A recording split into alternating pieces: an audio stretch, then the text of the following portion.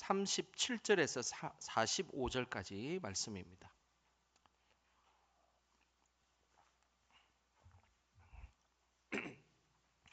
창세기 41장 37절부터 45절까지 말씀입니다. 우리 한 목소리로 말씀 읽겠습니다. 바로와 그의 모든 신하가 이 일을 좋게 여긴지라.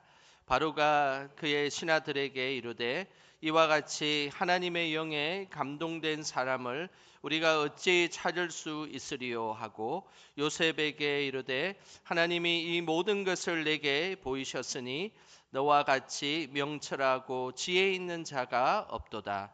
너는 내 집을 다스리라. 내 백성이 다 내 명령에 복종하리니 내가 너보다 높은 것은 내 왕좌뿐이니라.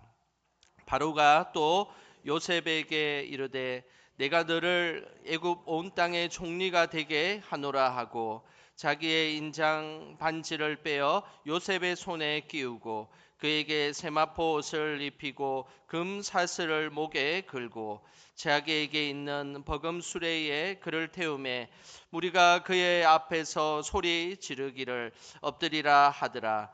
바로가 그에게 애굽 전국을 총리로 다스리게 하였더라. 바로가 요셉에게 이르되 나는 바로라.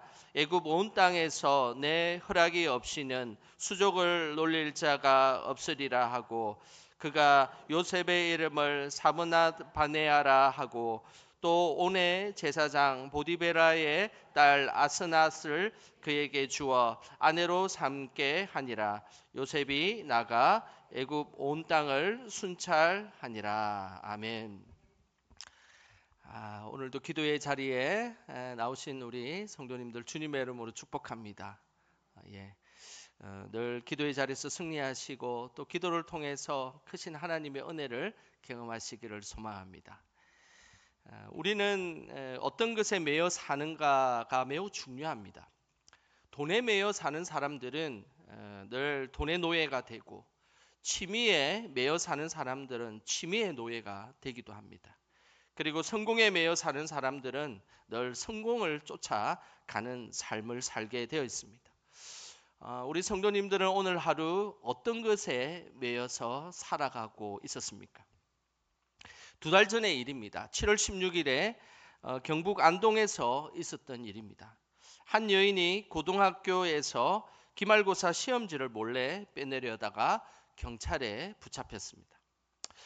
경찰서에서 조사를 해보니까 이 시험지를 몰래 빼돌린 사람은 그 학교 전교 1등하는 학생의 어머니였습니다.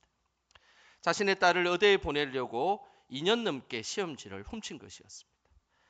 이 학생이 지금까지 전교 1등을 했던 이유는 바로 몰래 빼돌린 시험지 답을 외워서 시험을 쳤기 때문이었습니다.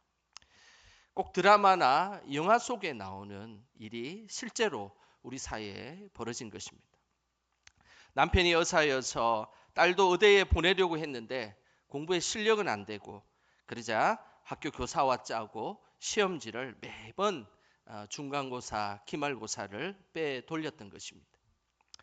자녀의 성공만을 위해 그리고 자녀의 성공에만 매여 사는 인생은 결국 자녀의 일로 무너지게 되어 있습니다. 그래서 우리는 이 땅을 살아갈 때 우리가 어디에 매여 사는가, 이것은 참으로 중요한 일입니다. 우리 성도님들은 늘 하나님에 매여 살기를 주님의 이름으로 축복합니다. 하나님을 의지하며 살았던 요셉은 늘 하나님의 영에 매여 살았던 사람이었습니다. 요셉이 얼마나 하나님의 영에 매여 살았는지 주변 사람들이 다 알 정도였습니다. 38절에 그 모습이 잘 나오는데요. 우리 38절 다 같이 함께 읽어보겠습니다.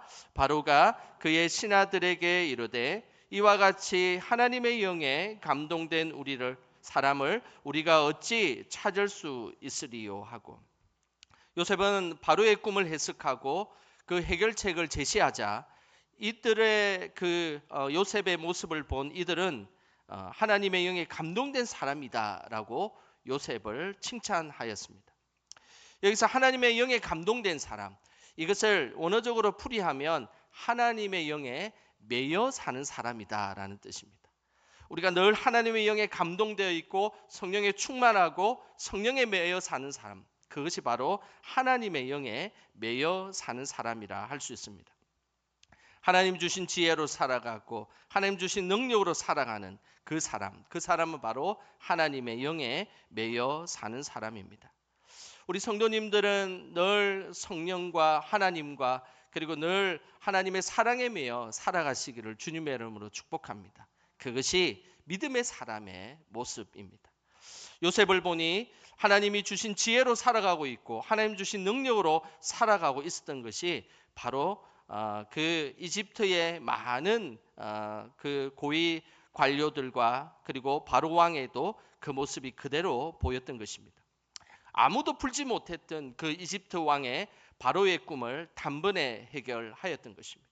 7년 동안 풍년이 있을 것이고 그 풍년을 갖고 나머지 7년을 준비하라는 아주 명쾌한 꿈의 해석, 그것은 요셉의 힘으로 그 꿈을 해석한 것이 아니라 하나님 주신 지혜로 그리고 하나님 주신 능력으로 그 꿈을 해석하게 되었던 것입니다. 그래서 이집트의 왕 바로는 요셉을 보고 39절에 오늘 이렇게 말씀하고 있습니다. 이렇게 감탄하는 모습을 보였는데요. 39절 말씀 우리 같이 함께 읽어보겠습니다. 요셉에게 이르되 하나님이 이 모든 것을 내게 보이셨으니 너와 같이 명철하고 지혜 있는 자가 없도다. 요셉이 행한 모습을 보고 바로 왕은 하나님의 능력이 요셉과 함께하고 있다라는 것을 분명히 이야기하게 되었습니다. 그래서 요셉을 향하여 너와 같이 명철하고 지혜 있는 자가 없도다라고 감탄해 했던 것입니다. 하나님은 우리의 삶을 통해 영광을 받으시기를 원하십니다. 믿음의 삶은 다른 것이 아닙니다. 우리의 삶을 통해서 하나님이 그것을 영광 받게 하는 것, 하나님을 위해 살아가는 것, 이것이 믿음의 사람의 모습입니다. 하나님의 삶을 통해 늘 우리의 삶이 드러나는 것, 그것은 하나님께서 기뻐하시는 믿음의 모습입니다. 하지만 반대로 우리의 삶에 자신의 영광을 드러내고 그리고 자신만을 위해 살아간다면 그것은 믿음의 사람의 모습이 아닙니다. 우리가 남긴 자리마다 예수님의 진한 향기가 드러나고 그리고 그곳을 통해서 하나님이 영광 받을 수 있다면 그것이 참 진실된 믿음의 사람의 모습인 것입니다. 성경에 나오는 많은 믿음의 사람들은 자신을 위해 살아간 것이 아니라 하나님의 영광을 위해 살아갔습니다. 그 대표적인 사람이 다니엘입니다. 다니엘은 바벨론과 페르시아 시대에 요셉처럼 총리 역할을 했던 사람입니다. 다니엘은 자신의 삶에 어려운 순간이 있어도 늘 하나님만 붙들고 살아갔던 사람입니다. 그렇기 때문에 그의 자리는 늘 하나님의 영광을 드러내는 그런 자리였습니다. 다니엘서 6장에 보면 페르시아 시대의 다리오 왕이 등장합니다. 그때 당시에 이 다리오 왕에게 특별히 다리오 왕의 금신상에 절하지 않는 사람들은 그때 당시에 모두 사자굴에 들어갈 수밖에 없었습니다. 하지만 다니엘은 세상의 왕보다 더 크신 하나님을 섬기고 있었기 때문에 이 다리오 왕의 금신상에 절하지 않았습니다. 결국 다니엘은 사자굴에 들어갔습니다. 하지만 그곳에서 하나님이 다니엘을 구원해 주셨습니다. 사자굴에서 살아난 다니엘을 보고 다리오 왕이 했던 유명한 말이 다니엘서 6장 26절에 나오는데요. 우리 화면을 보시면서 함께 읽어보겠습니다. 내가 이제 조서를 내리노라. 내 나라 관할 아래에 있는 사람들은 다 다니엘의 하나님 앞에서 떨며 두려워할지니 그는 살아계시는 하나님이시요 영원히 변하지 않으실 이시며 그의 나라는 멸망하지 아니할 것이요 그의 권세는 무궁할 것이며. 이것은 다른 사람이 고백한 것이 아닙니다. 그 페르시아의 다리오 왕이 다니엘의 모습을 통해서 하나님을 발견하게 되고 그 하나님을 고백했던 이야기입니다. 다니엘을 통해 역사하신 하나님, 그 역사하신 하나님을 통해 다리오 왕은 하나님 앞에서 떨며 두려워하라라고 믿음의 고백을 했던 것입니다. 다니엘이라는 인물을 통해서 하나님의 영광이 드러나는 순간입니다. 늘 하나님에 매여서 사는 사람, 그리고 하나님의 영에 사로잡힌 사람은 늘 그들의 삶의 자리마다 하나님의 영광이 드러나는 것입니다. 우리의 삶에 늘 하나님께 매여 하나님을 드러내는 삶이 되기를 주님의 이름으로 소망합니다. 하나님에 매여 사는 삶은 자신의 삶에도 최선을 다하는 모습을 보입니다. 요셉이 지금 총리의 자리에 있지만, 그런데 오늘 요셉은 자신의 삶에 늘 최선을 다하는 모습을 보였습니다. 그 모습이 오늘 마지막에 읽었던 45절에 나오는데요. 우리 45절 말씀 같이 함께 읽어보겠습니다. 그가 요셉의 이름을 사브낫 바네아라 하고 또 온의 제사장 보디베라의 딸 아스낫을 그에게 주어 아내로 삼게 하니라. 요셉이 나가 애굽 온 땅을 순찰하니라. 요셉이 총리가 되자마자 했던 그 요셉의 모습을 보면 애굽의 온 땅을 순찰하였다라고 말씀하고 있습니다. 여기에서 순찰했다는 이 표현은 총리가 되어서 그냥 시가행진하면서 애굽을 그냥 대충 지나갔다라는 그런 의미가 아닙니다. 이 순찰했다는 이 표현은 애굽을 꼼꼼하게 살펴보았다라는 그런 의미입니다.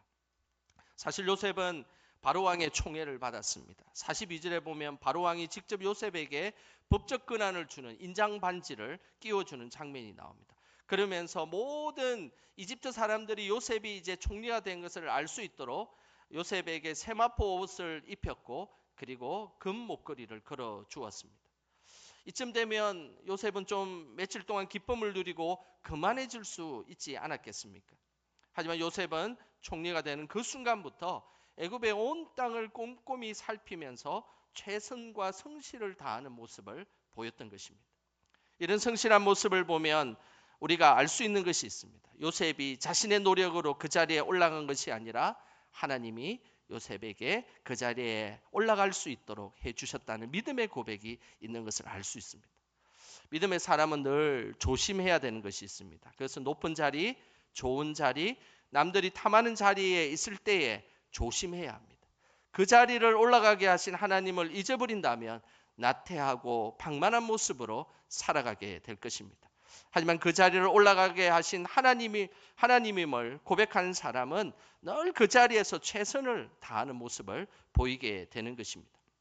그래서 그 사람이 진심으로 그 자리를 하나님이 올라가게 하셨다라고 고백하는 사람인지 아닌지를 알 수 있는 방법이 있습니다. 그것은 그 사람이 그 자리에서 하는 행동을 보면 알 수가 있는 것입니다.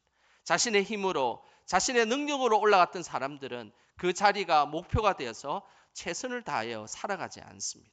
그러나 그 자리를 올라가게 하신 분이 하나님이시고 그 하나님 때문에 은혜로 내가 그 자리에 있다라고 진실되게 고백하는 사람은 삶의 자리에서 최선을 다해서 그 일을 이어간다는 사실입니다. 우리에게 주어진 자리, 우리에게 주어진 직분, 이것을 잘 감당하는 것, 이것은 참으로 귀한 일입니다.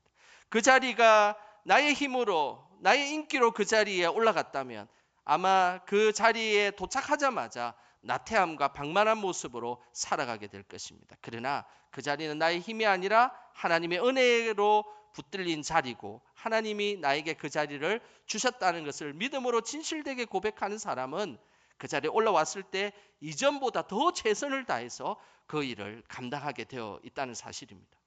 우리에게 주어진 자리와 직분에 최선을 다하시기를 주님의 이름으로 축복합니다. 하나님은 오늘도 우리가 늘 하나님에 매여 사는 삶을 살기를 원하십니다.